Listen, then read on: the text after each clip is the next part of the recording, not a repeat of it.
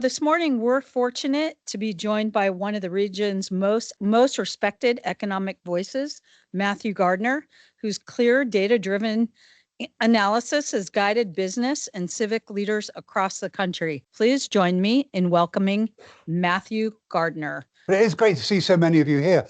What I find interesting, I do a lot of speeches across the country, is when the economy is going great, no one cares about us economists. Right about now, they think we're rock stars.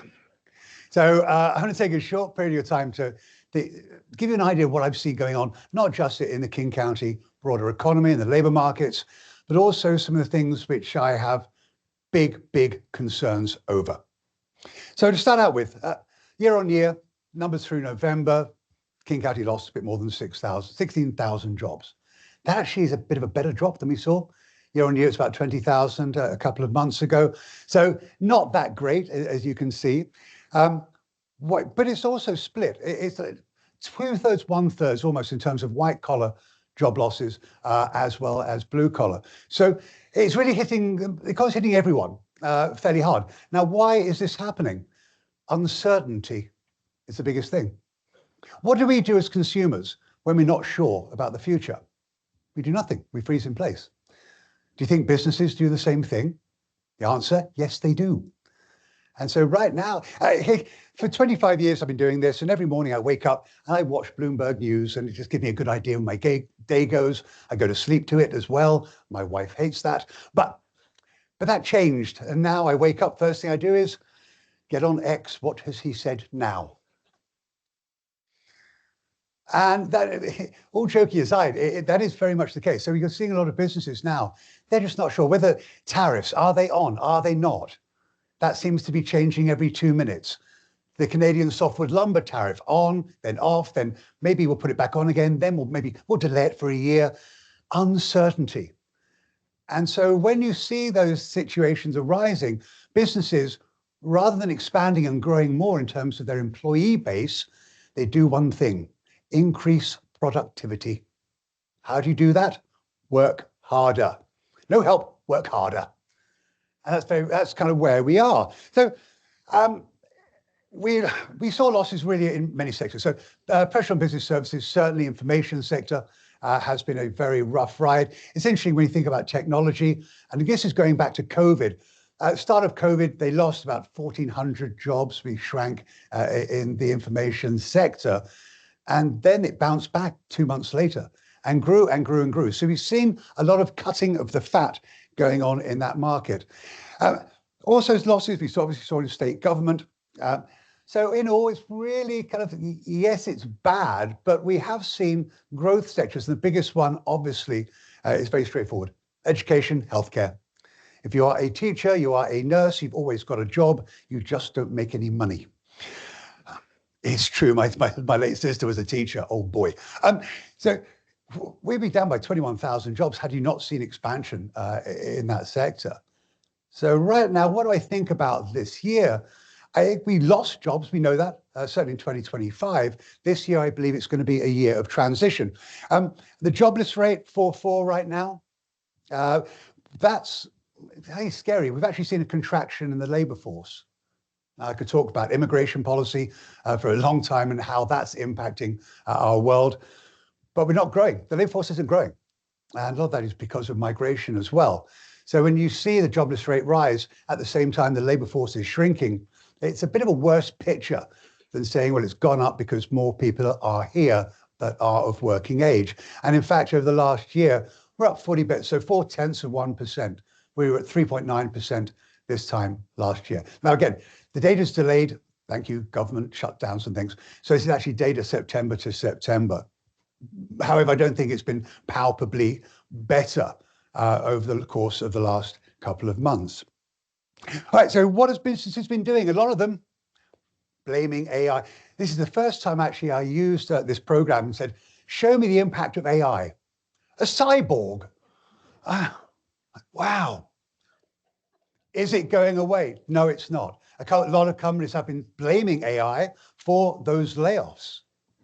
But I think a lot of entities, a lot of people out there think this thing's going to take over. It's going to take a lot longer for the real impacts of AI to be felt than many people anticipate, for one very simple reason: power. The power grid can't take it. There's a reason why a major like Microsoft have been making some very big investments in power companies, in the grid, and also in nuclear. Because if we can't figure out mini nuclear adjacent to servers, that's the only way it's really going to work. But the trouble is, you mentioned nuclear, everyone thinks Chernobyl, 3 Mile Island. No, it's remarkably safe. But unless we embrace that, then unfortunately it's not going to, AI is not going to go away, but I think the timeline is going to be stretched. Goldman Sachs put a paper out about a year ago saying that globally, AI is going to displace 300 million jobs. I mean, that's what, 5/6 the population of America. Big number. Well, then a couple of months ago, they released a second paper very quietly saying, maybe we were a bit too pessimistic. So yes, it's something which it really is not going to go away. I was actually at an event in Miami last week speaking and listening to a speaker there saying that AI is the most important, in essence, invention since fire. Since fire. Pretty astounding statement to make. So as much as that might taper job growth, I think it as a positive. It's certainly going to increase productivity. I also see spin-off companies and entities that we can't even think of what they will be yet. So glass half full, yes. Is it going to help us? Yeah. I mean, certainly I would not send my child to become a bookkeeper at all, because there are certain industries and professions that are going to be going away. But I really see it as being a net positive, but it is going to take time. Other than that, we have a remarkably diverse economy. We're also remarkably smart, by the way. And that's a big thing. When it comes to looking to expand, to grow, they look to markets where there are smart people. Well, you lot are wickedly smart. And so because of the makeup of our economy in terms of our population base, that's a big thing. And we should be very proud about that. So I think that's there. And I think tech is also going to grow again, has been pulling back, obviously, as we talked about, but we are going to see some improvements there as well. But we have got some interesting initiatives going on down in Olympia, as we've talked about. And that is a problem in a lot of respects. We know we have to balance the budget. I understand that. But what I find more important than anything else is that how do we attract businesses to be here? For the last 100 years, we've lived on the backs of giants, literally. Why do I say that? 1917, a guy called Bill Boeing created a company in South Lake Union. We know what happened there. 1980s, a couple of guys were playing around with computers. We know what happened there. And a decade later, a guy was selling books out of his garage. We know what happened there. So unless somebody right now, as a Bush, sat down who's coming up with a way that's going to make us all retire happy, healthy, and wealthy, we need to attract businesses to move here. And I mentioned earlier, yes, you're smart, got that covered. But the biggest issue that I believe right now than anything else is move here, fine. Smart people, that's good. How much do I have to pay them? The biggest component of salaries is what? It's cost of living. I've got to pay people how much just to have a roof over their heads? I would suggest that housing is by far the most critical issue we face as a state today. If we can't fix that, the rest of it doesn't matter. It really doesn't. Because companies will say, yeah, guess what? I'm going to go and visit down in Boise, see what's going on there. I'm going to look at Austin, Texas, see what's going on there. Well, Google has been going on there. So that is what my worry. And when you're overlaying the fact of increasing taxes across the board, as is a requirement, that is just going to be a very, very significant headwind to our growth going forward. But yeah, my glass is half full. People have written off the Seattle area, Western Washington State, number of times. They really have. But somehow or another, we always come back. And I think that will be the case this time around. But there are very, very major obstacles ahead of us. So I think we'll see modest growth, about 0.7% this year. So job losses will slow down, taper. We'll start adding some jobs in select industries. That's going to be good. It should add about 10,000 employees to the county, well below the long-term average increase per year. But it's still, it's positive growth. Sectors that will be leading the way: education, healthcare, obviously finance will actually bring some employees back. Construction, again, has been suffering, You can see some improvements there. It's the commercial world to a degree, but leisure and hospitality. And leisure and hospitality, why you've got some big football thing going on here. Assuming it is going on here, well, who knows? So I think we'll see some growth there. So yeah, modest job increases are going to be okay. Demographics are really important, again, when you're making decisions as a company or as an individual. A lot of people here. And we know in the Tri-County area, King, Pierce, and Snohomish, that's home to more than half the state's population. A lot of people. That's what we've got. That's the growth rate we've seen the last 5 years. Pretty reasonable, has been slowing down, but growing. We are now the 13th most populous state in the union. But I think we're going to see continued growth. This is in terms of King County, over the next 5 years, adding probably 90,000 people. Now, that's net growth. And growth, we look at it in a multitude of ways. But more people coming in. But you have to really look at it in a bit more granularity to really understand what's going on, because it's really interesting. So if you think about demographics, we know it's expanding. Seattle, growing again. So we actually broke 800,000 people last year. So that's a positive. But we have seen some tapering in it. And why? So birth rates slowing down. This is the number of births per 1,000 population, us compared to the state. Fewer. Why? The younger millennials and then Gen Z after that, they don't want to have babies. Although Gallup put out a really interesting study a while ago, a survey that said, the perfect ideal family size for these young people is 3 kids. And I read it, I'm like, oh, show me the numbers. And so I dug into it. It was really hysterical. Look at the makeup of it, male versus female. The men surveyed, absolutely 3 people. 3 kids, that's what I want. The women, oh, hell no. Not going to happen. But we are seeing that. And the implications of that are big. Why? Because we rely a lot on immigration. And immigration policy, as we know, is not that supportive, shall we say, in that respect. So mortality rates, again, stable, which means, again, really kind of goes to show how good our healthcare system is here. Obviously saw a bit of a peak as we were going through COVID, but it really has been remarkably stable. That is good compared to other parts of the country where it looks very, very different. But migration, that's what's driving it, but it's not domestic migration.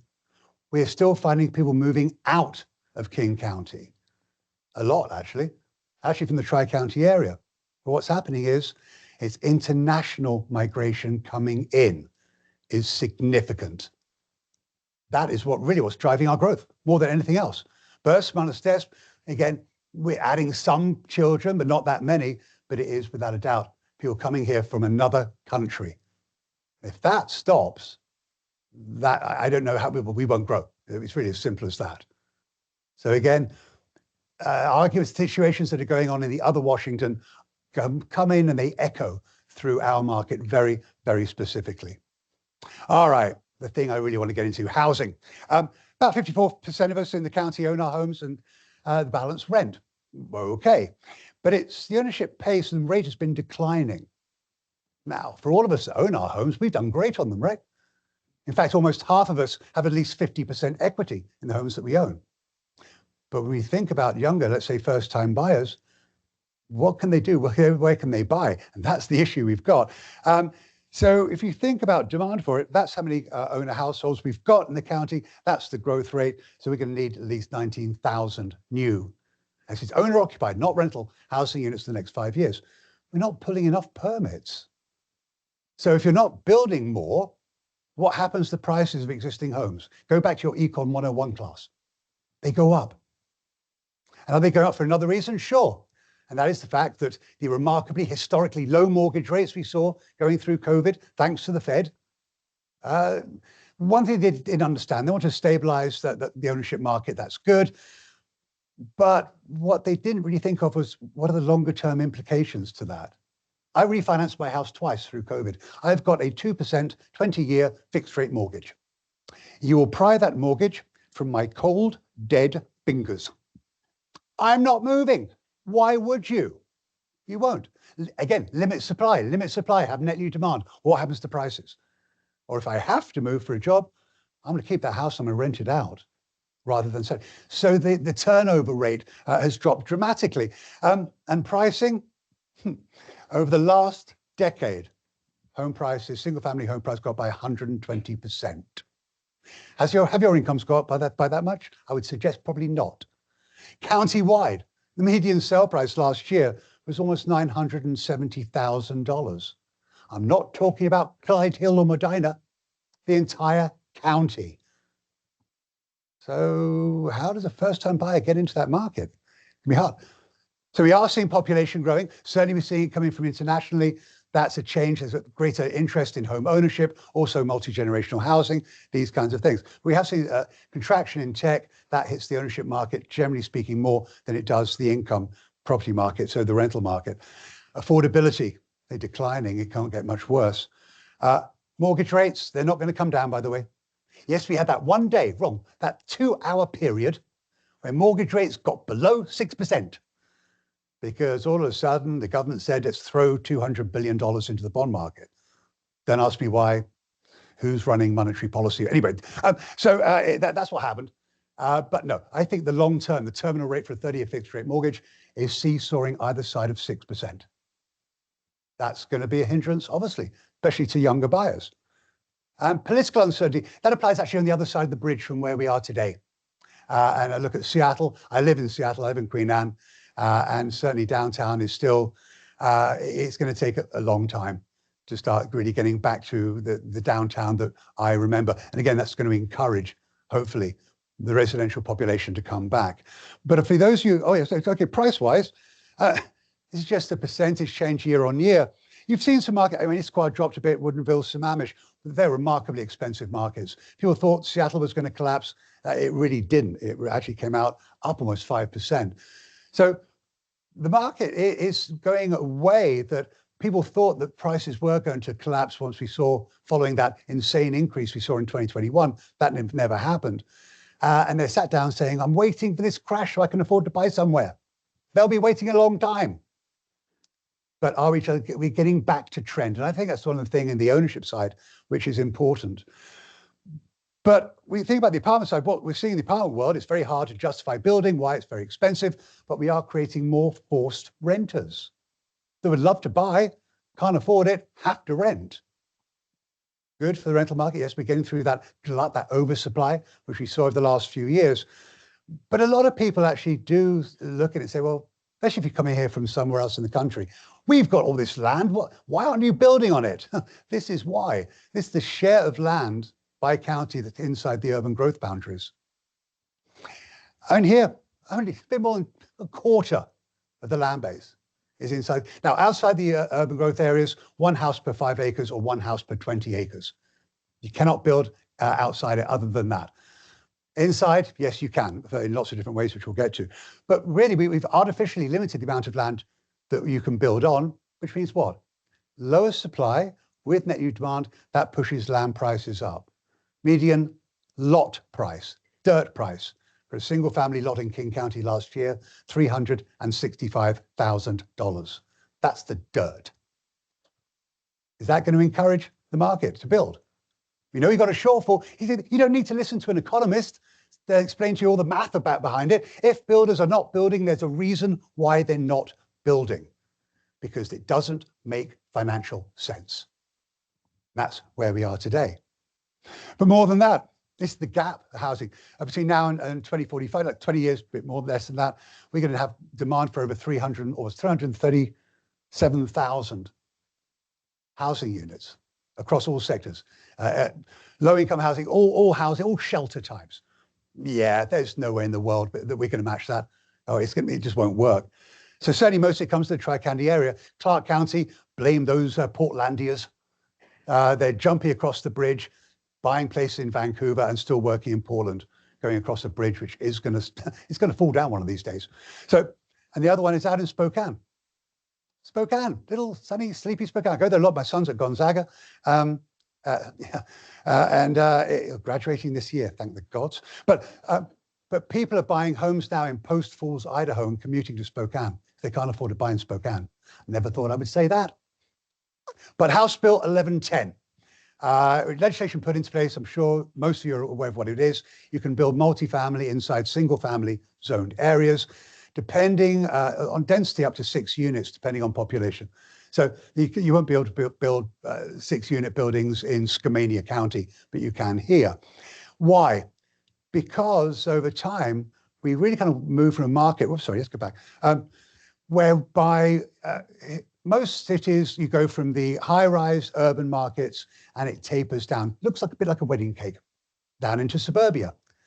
But here, and very specifically in Seattle, it goes from high-rise to no-rise. And you miss out all this gap where you could put in smaller, denser single-family housing. Why? Well, blame the first comprehensive plan, 1924, which said single-family zoning and residential, not multifamily. Why? We don't want poor people. And so what happened? That land base was built on. So for a builder to replace, well, they've got to buy a home or a number of homes, tear them down and rebuild. You're paying for you're paying for the house and the land, whereby you really should be paying for the land. So it's never going to be a panacea, but at least it was a start. It's not going to change the world. It'd be nice if it did, but I fail to see how that will make sense. But again, you've got to look at ways the land you've got. Single family permit issuance since 1990 by decade going down. And again, mainly because of the fact of land. I haven't got enough to build on.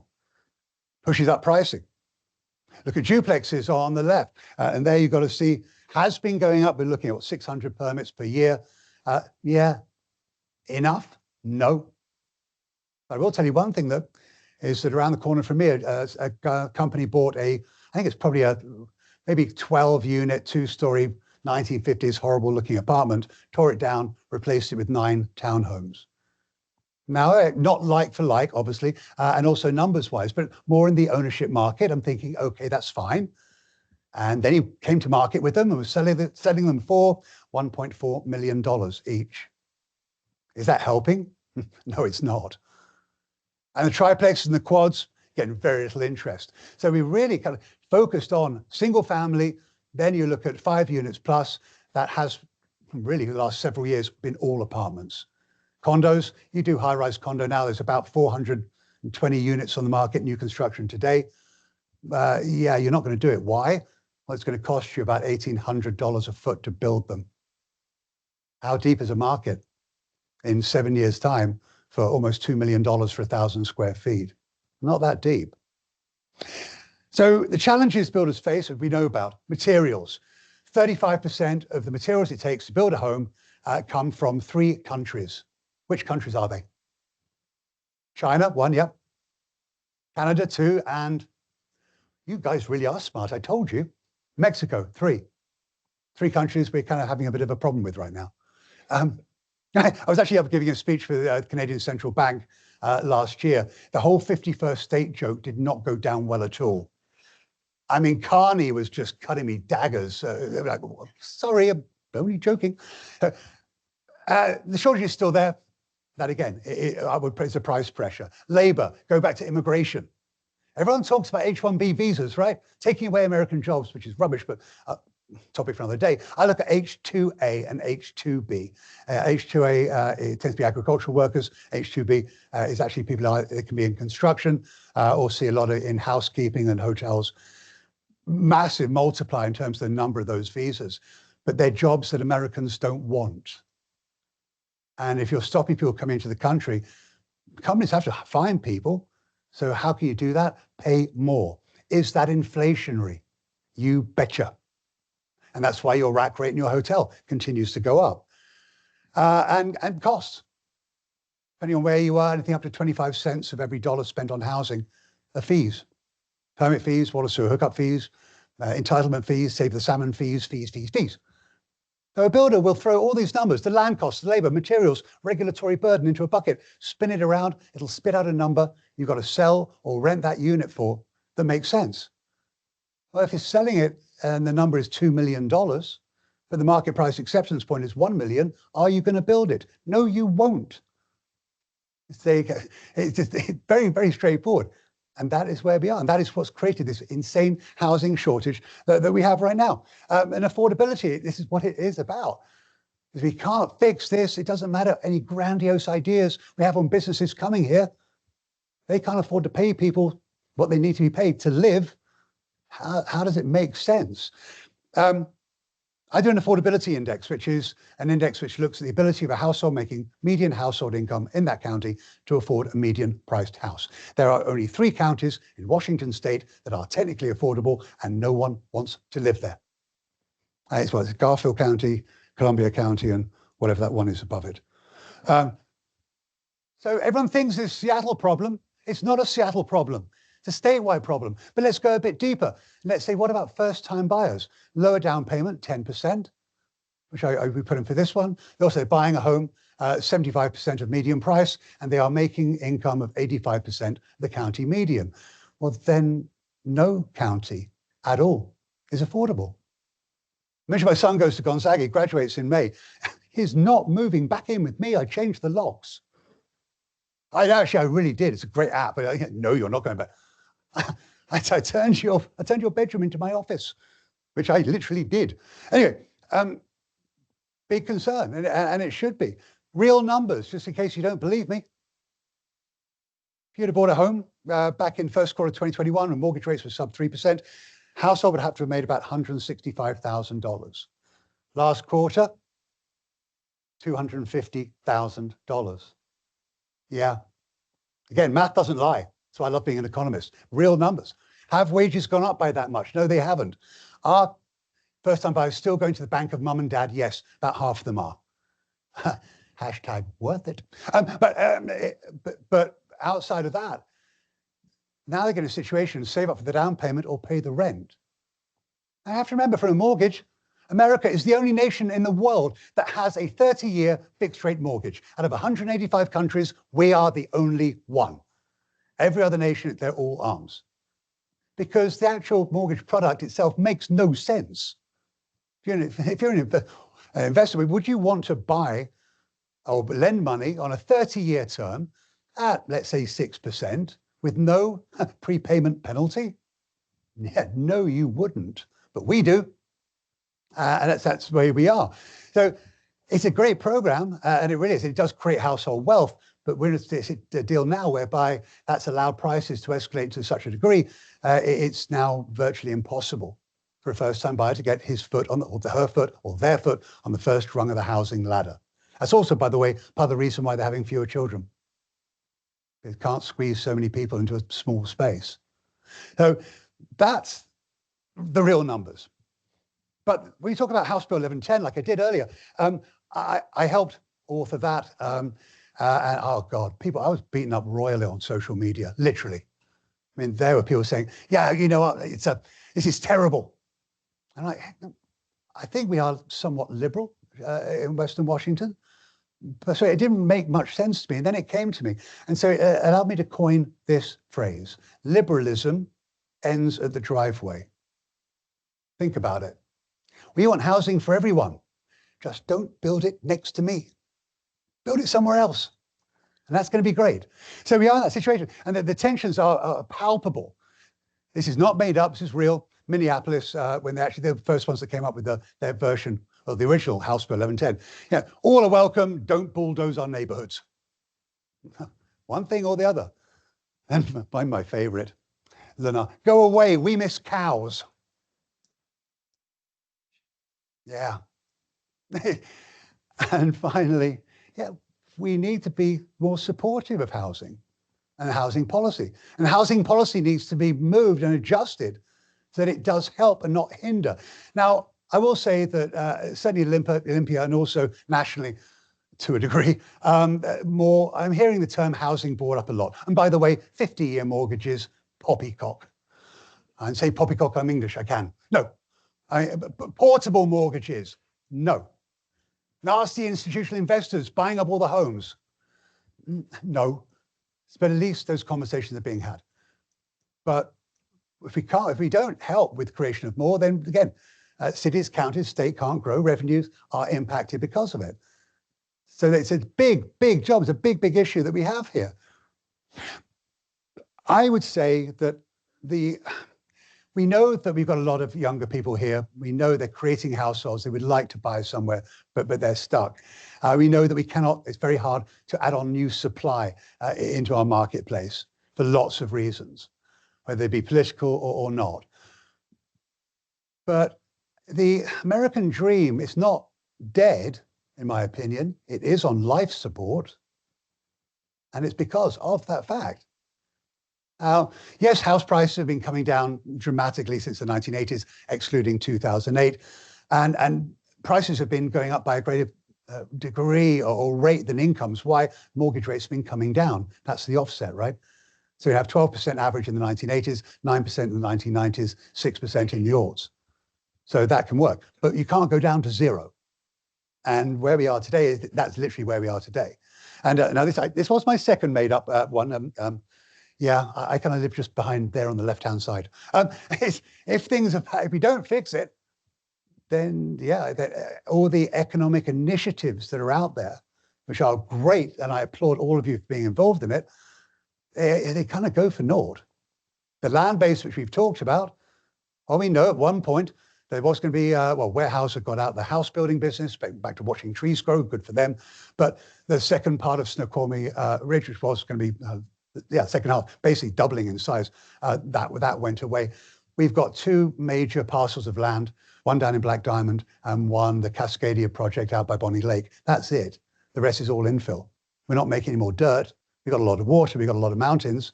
So we've got to look at the land base that we have.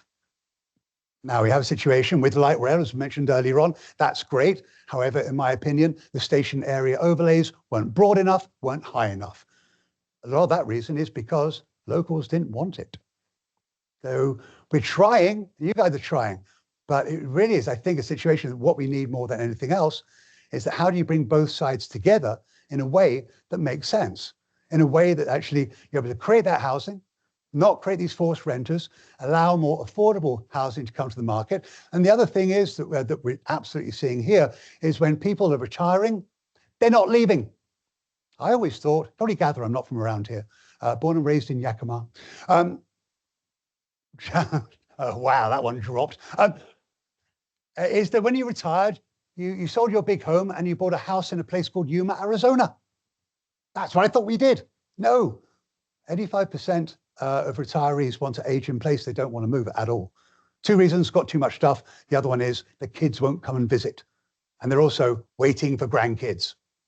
I am. They're fun, by the way. But anyway, so they're not. So again, you're not seeing that turnover in the hiring market. So you can't have that wave, that move up buyer. But think about your worlds individually as how can we try and find a way to build more across the income spectrum, ownership as well as rental, as well as lower income households. I mean, housing. We need to think at it really in a far broader way. Efforts being made. We know Microsoft is making efforts. We know Amazon is, but it's got to be bigger. It's got to be bolder, because if we don't, then you can work all the economic development you can. The efforts, which I applaud, I just don't see that they're going to go as far as they should we have a situation whereby housing is not out of the reach of so much of our population. I hate ending on a dire note, but I guess my last thing I would say is, as I said earlier on, don't bet against our region, though. Somehow or another, we always seem to come through. It's a big problem, take big solutions, fix it. The sky is the limit, as far as I can see. Appreciate you taking the time. Hopefully you enjoyed my comments and enjoy the rest of the program.